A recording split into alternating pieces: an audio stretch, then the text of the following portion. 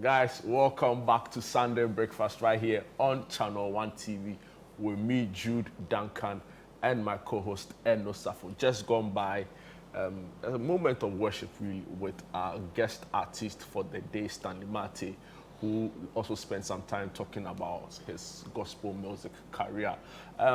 We'll delve into our next segment where we talk about a very important health topic, cervical cancer. Very important. As you might know, we are still in the childhood cancer month, right? So cervical cancer, not quite really for children, but still also talking about the very, very important conversations on cancer and how to identify the risk factors and how to guard against it and all of the very important conversations around it.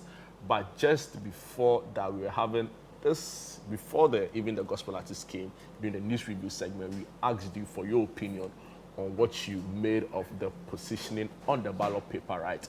And whether the numbers have a role to play. Basically asking you whether actually the numerology lectures we've seen in the past couple of days make any sense or should be taken any seriously at all, right? And you've sent a couple of your messages. And you have some of the messages? Yes, I do. So this one, hello, good morning. You guys are looking elegant this morning. Thank you very much. Good morning, guys. I'm Kwabena King from Begro. For me, I don't think position on the ballot changes anything because I remember John 3:16 and nothing happened. That was the 2016 election, yeah. Yeah, John 3:16, yeah, nothing happened. Good morning. I think the positioning on the ballot plays some role depending on how you educate the voters. But what's most important is selling your message well and party symbols. Aaron from Tepa. Good morning, guys.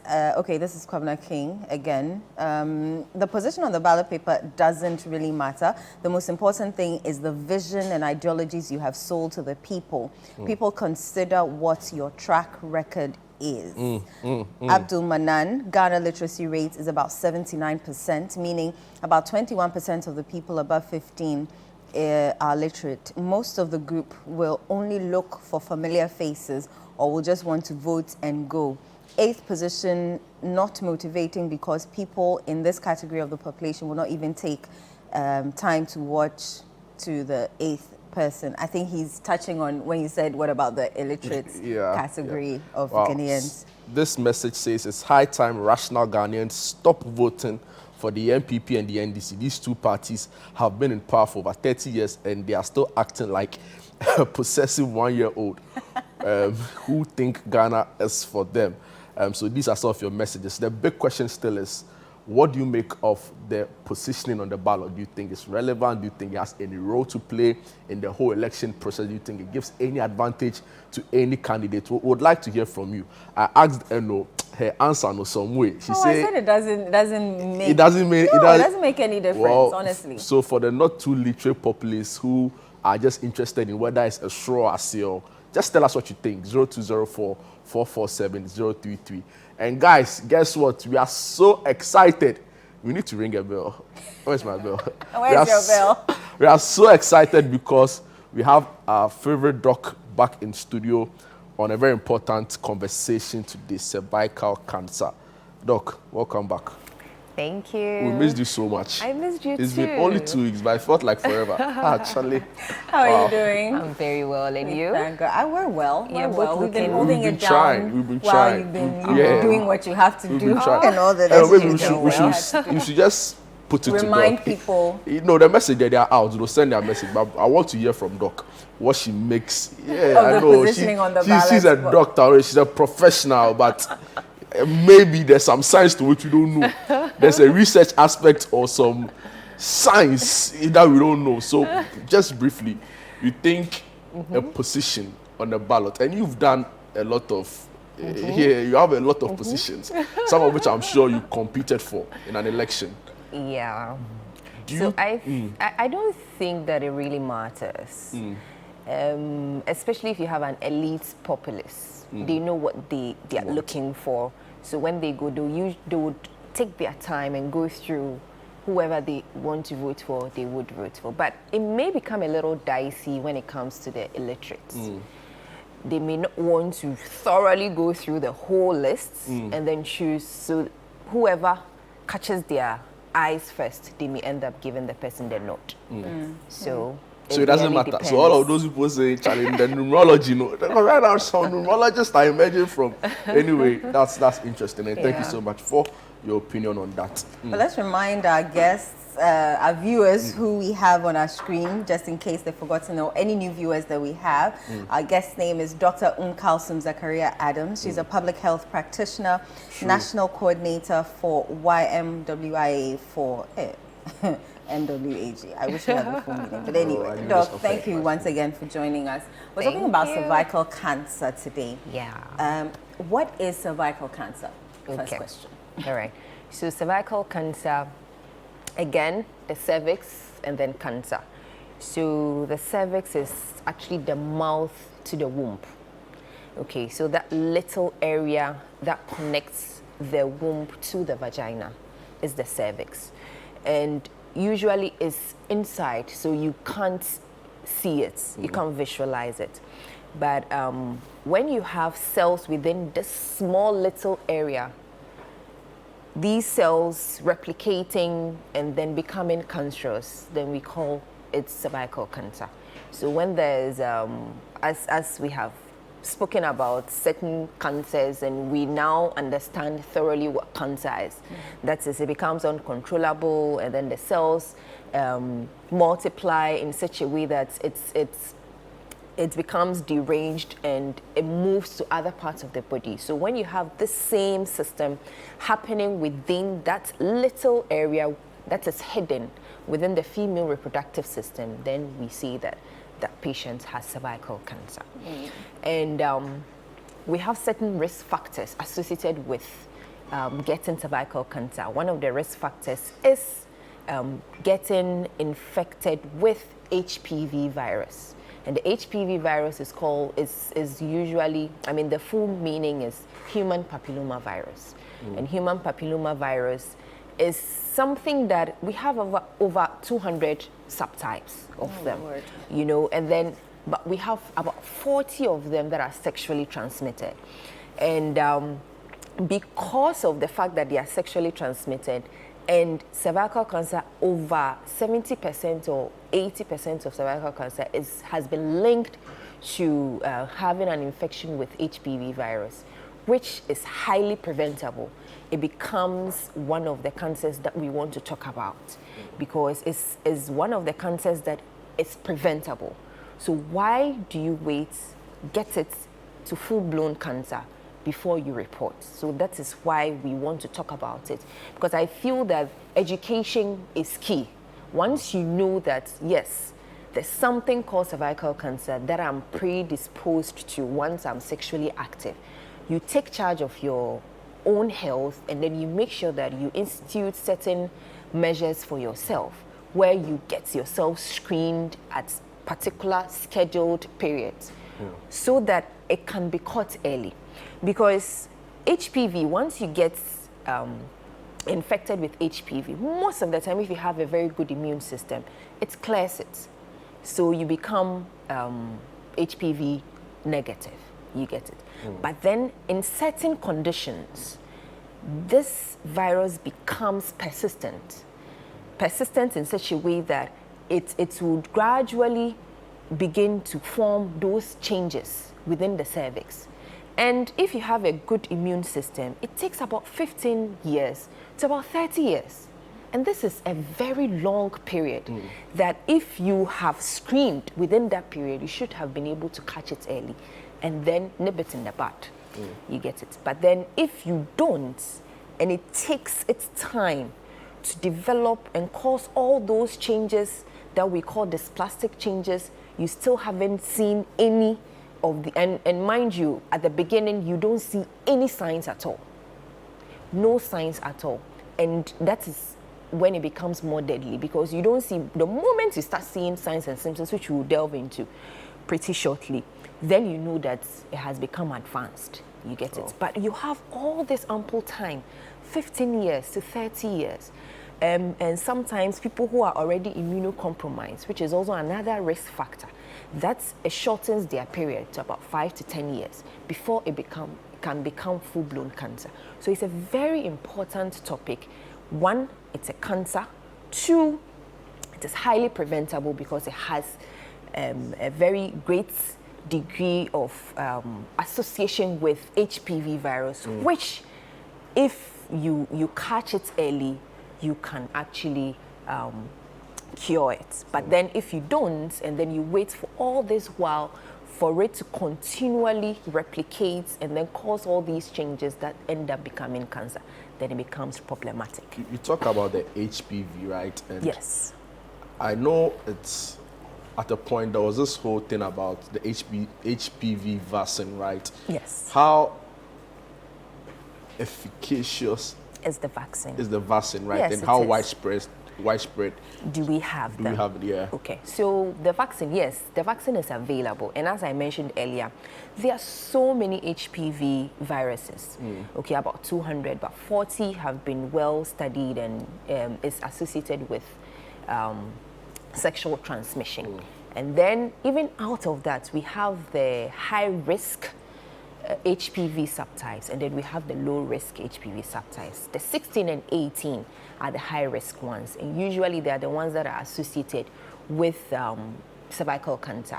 The 6 and 11 are low risk. They also cause certain diseases like genital warts, and then all of that, anal warts, and then some of them are also associated with oropharyngeal cancers, as we have mentioned. Yes, the vaccine is available, and the vaccine, the only problem with the vaccine is that it's cost, okay, and it's not covered under the insurance. So you need to pay out of pocket to get the vaccine done. And this vaccine is open to both males and females. And it is noted that if it is given at an early stage, it gives you that protection against the HPV, the high risk ones, the 16, 18, and then even the low risk, which is the 6 and 11. And usually if you have it around, it is most efficacious if you have it around age 11, age 12, both males and females. So why are we not like, you know, it's funny because last week we had like a rep, Dr. Balogun from, John Balogun from the Colombo Teaching Hospital Pediatric. Yes, the PSG, come talk about the Childhood Cancer Awareness Month and all of that. And in the conversation, he was talking about the fact that even though the NHIS is supposed to cover certain cancers on paper, in theory, it's not really the case. And now you're here also telling us that, see, it's better if it's taken early. That's the vaccine. So maybe you're not the one to answer it, but why are we doing this as a people? Like, it makes no sense. Why are we not giving the education on, you know, taking the HPV vaccine early? Also, this show is doing that, right? Yes. So we're advocating for something but my to be point done. is that all through the years, why have we not gotten to a point where Mr. Government can say, let's do this for our people, even if it's like subsidized? It should be given out free. Like, that is why governments exist. Anyway, Doc, like I said, that's not for you to go into. So it's important. That's why we are talking about it here. All stakeholders who are actually supposed to be in that position to help, yes, they would hear us, and hopefully one day our voices will be heard. So it's very important. I wish you could walk us through this. Actually, just go to the screen the and cervix.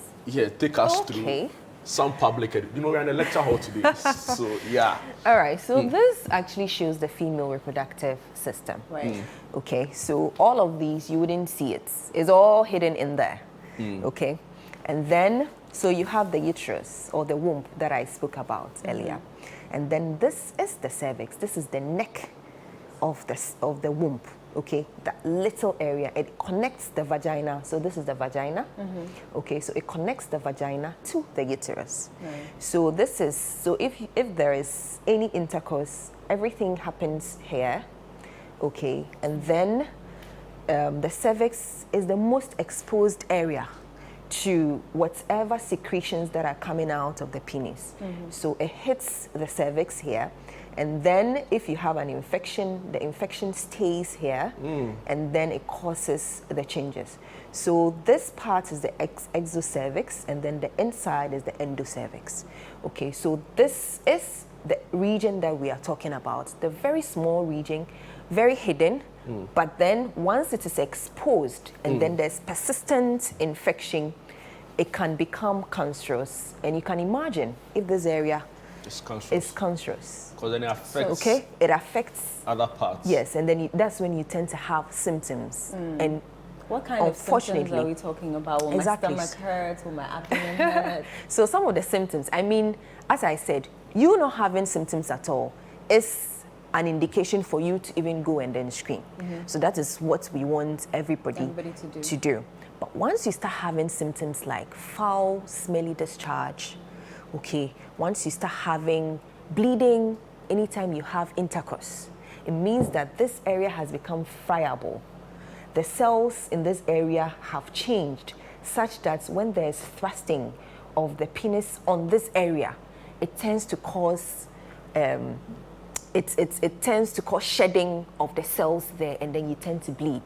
So when there's bleeding anytime you have intercourse, okay, you should quickly go in and then have it checked. And then foul, smelly discharge that I have mentioned, and then sometimes too, you may end up having bleeding.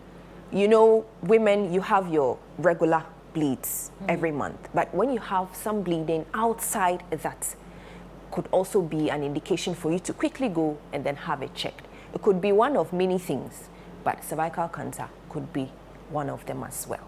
Okay, so this is the area we are talking about.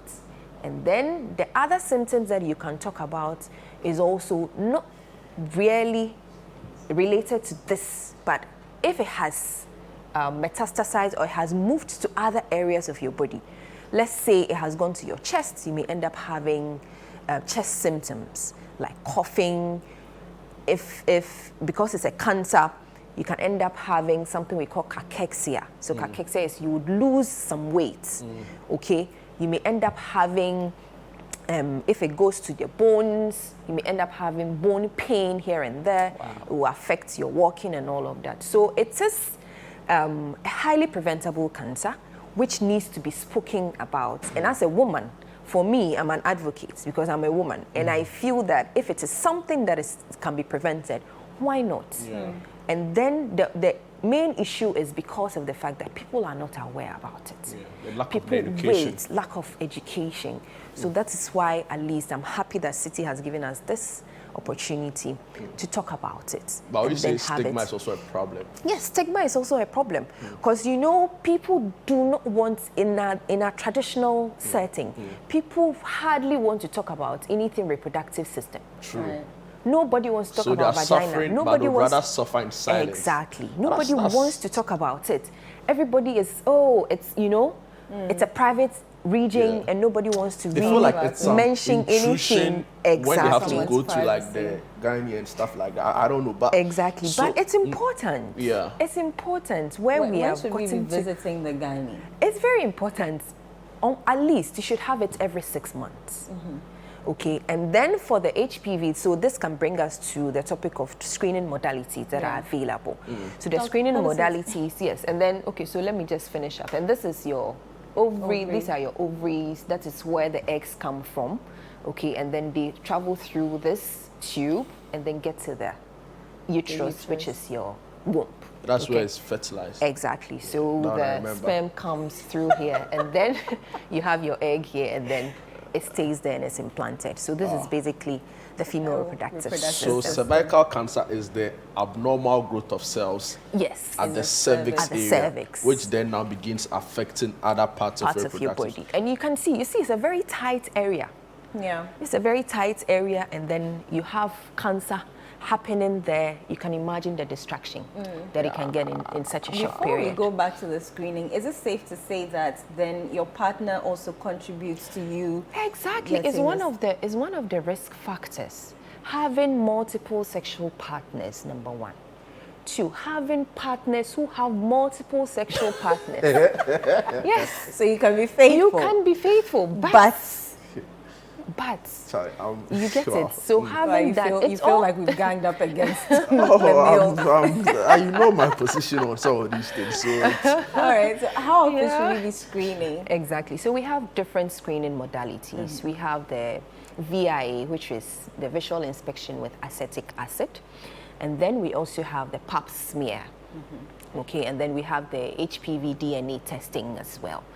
So if you are doing the VIA or the pap smear, the difference between the two is that for the VIA is an instant test where a speculum is passed through the vaginal canal that I have mentioned. So usually the vaginal canal is collapsed, but then when you use the speculum helps to part. Open it up. Exactly. So you can visualize the cervix. So once you visualize the cervix, then you use the acetic acid around the cervix and then wait for about 5 minutes to see if there are any changes. So the trained eye would be able to tell if there are any changes, and then you can, if you think that it's a positive change, then you would have to do some setting treatments there and then. Okay, but then for the pap smear, what happens is that you go through the same thing where the speculum is passed and then is visualized, and then cells are taken. So you use a spatula, a little spatula, and then take cells from every part of the cervix. Okay, so it's just you are just brushing. You don't feel anything. You don't feel anything. Yes, so it's just to brush I think the around only it, and then uncomfortable part is the opening. yes, but yes. Aside that, you do it's not it's not uncomfortable. Okay, it is something that you can easily do. Okay, so once that is done, and then it is taken to the lab, and then the cells are visualized or examined under the microscope for any changes. So that is the PAP. And then you have the HPV DNA. It's the same thing, but then it is subjected to some PCR testing where you would be able to tell the presence of the HPV virus, if it is there or not. Okay, so for VIA pap smear, it's recommended every 3 years. Okay, so once you do it, the next time you would have to do it will be another 3 years, unless it is advised at a shorter period, depending on what it is seen for you as a patient. Then, okay? And then for the HPV DNA, once you have it done and you have a negative test, then that should be done every 5 years. Okay, so those are the screening schedules that are available. And if you can, do this in every 3 years or in every 5 years, I think it's a Doc, good bargain. Time is fast one. Just quickly talk to us about the prevention, because you understand there are risk factors, so there are ways you can guard against it. And in doing so, you can segue into concerns about maybe treatment, whether I also have to do chemo and the treatment options available. Okay, all right. So the prevention, as would always say, would be, we have different levels of prevention. So one of them is the fact that we are advocating, we are telling people about it. Okay, we are letting people know, the education, so people are knowing about the fact that, oh, there's something called cervical cancer, so I need to get to the health facility and make sure that I am following a particular screening schedule. Okay, so you following a particular screening schedule is another level of prevention, which is the secondary level of prevention. So make sure that you are on a particular screening schedule, and then please be faithful to your partners. Yes. Very important. Very important. Be faithful. If you can't be faithful, you can follow the ABC. If you can't be faithful, use a condom. I'm sure I should just become an ambassador of use a barrier. Yeah, they should use a barrier. Okay, as much as possible. And then use a barrier. Yes, which is the condom. A condom. Okay. Yes, and then another thing would be to look at other risk factors that put you there, because you getting other sexually transmitted diseases also predisposes you to getting the HPV infection as well, getting a persistent HPV infection. So make sure that, it still boils down to being faithful and then using the barrier if you can't. And then the smoking, reducing smoking and alcohol, because they are always there constants. They would reduce your immunity and end up giving you, predisposing you to higher risk of persistent infection of HPV. And there are treatment modalities available. But the first thing is that when you are diagnosed, it needs to be properly staged.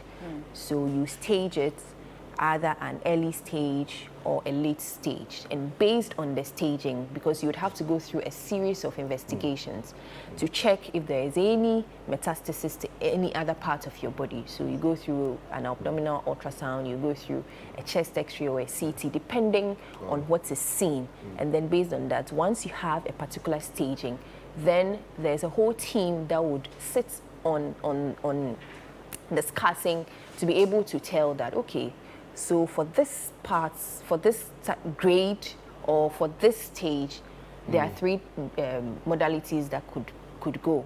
Either you have surgery done, or you have chemo, or you have radiation done, or a combination of any of these. Or another would be that it's far advanced and there's really nothing that can be done. So that's it. So that becomes maybe a palliative care. Wow. Yeah. No, it's funny. There's a message here for you. It says, thanks, Doc, for this education. Women need more tests than anything to keep us safe. And the person goes on to say, you're looking very beautiful on the set.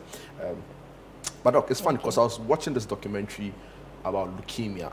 Okay. And the health professional described it, especially in our part of the world, as an almost death sentence. Yeah. Yeah. And now you're talking about palliative care for cervical cancer. Yeah. Just very briefly on it, then we go. Like, how serious is it? And what, if you can put some numbers to it so you get a sense of it? Oh, for now, I would say that the prevalence that we have for Ghana, it's about every year, that's even the ones that report to the hospital. So imagine the ones that don't even know, they don't report, and they end up dying and you can't get records of them. It's about, you get about 3,151 cases diagnosed yearly. And even that, this is statistics as at 2019 that I'm giving you. Not the numbers on the palliative care, those who end up with palliative care. I'll get there in the sense that out of this 3,000 that I have mentioned, about 2,100 plus end up losing their lives. Wow.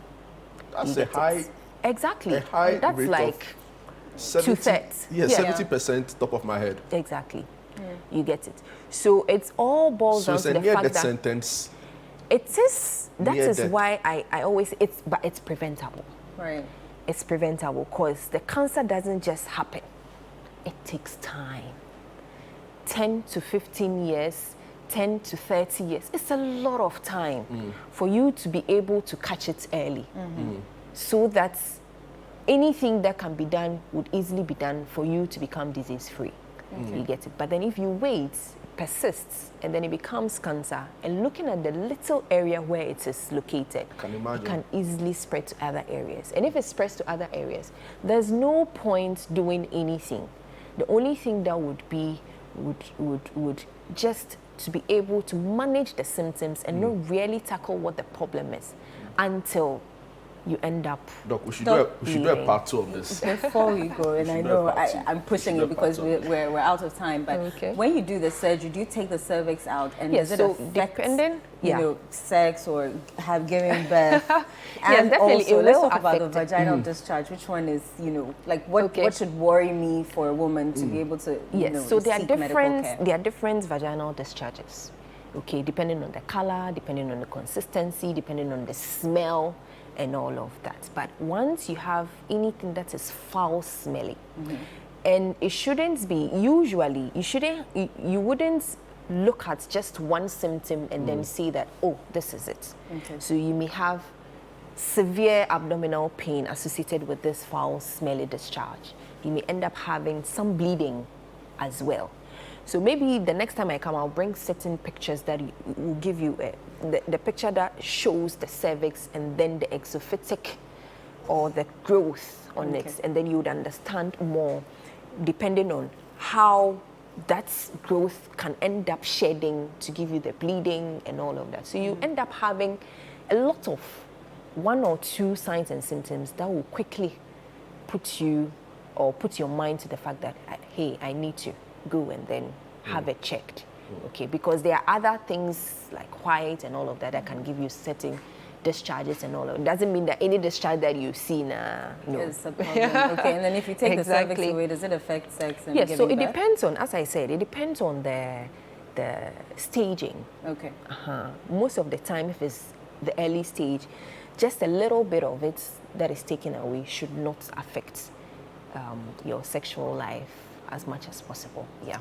Okay. But Dr. then Adams? if it is an advanced stage, as I said, then the other treatment modalities come in, like the radiations and then the chemo and what have you that I have mentioned. Thank you so much. Thank you too It was for great having me. having you Like and I have having you goosebumps back. at certain points just listening. With the figures and And statistics. you know, you have some messages here also appreciating the kind of public education you're putting out. Right. So we are so grateful for your time. Thank you too. Thank you so much for what you do and for the insights you bring into conversations around our health and why we need to take them very seriously. But Emma, before we just move ahead, some messages are coming in. And if you are watching right now, the big question is, what do you make of the balloting position, right? Just gone by a conversation on cervical cancer, risk factors, how to guard against it and all of that, right? And what the causes even are. So we are so grateful, Dr. Kalsoum. Thank you. Great. What we are really asking, it's a question basically on the positioning on the ballot and whether or not it affects election outcomes. Some quick messages here. It says the position on the ballot paper might help the candidate with the manifesto that touches the citizenry. Our problem is the old age, but education is going to be would have to play a very important role.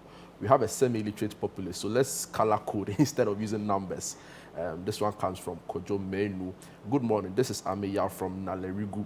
The position on the ballot paper doesn't really matter. The most important thing is the vision and ideologies you have sold to the people. People consider what your track records are, what the people have to say about the government, and that's what is most important. Happy Sunday to you. I'm Agri New Page, watching from Kumasi. I think the candidate's position on the ballot paper really matters, especially when it comes to the identification by the aged. Secondly, I'm also very concerned about how papers are going to be folded after the voting, looking at the number of candidates who appear on the ballot paper. An interesting perspective. He goes on to say, maybe this time around we need to get an ink that readily dries right after its application, else the number of rejected papers is going to be so huge. This one also says, thank you so much, Doc, for this insightful conversation on cervical cancer. I have a message here. It says, the position of the party on the ballot facilitates the party's campaign somehow. However, it doesn't guarantee the party's win. That's Osman, more like your position on it. Yeah, on Nankesi. Yeah, so yeah, more messages coming in. Don't forget to send in your message, 0203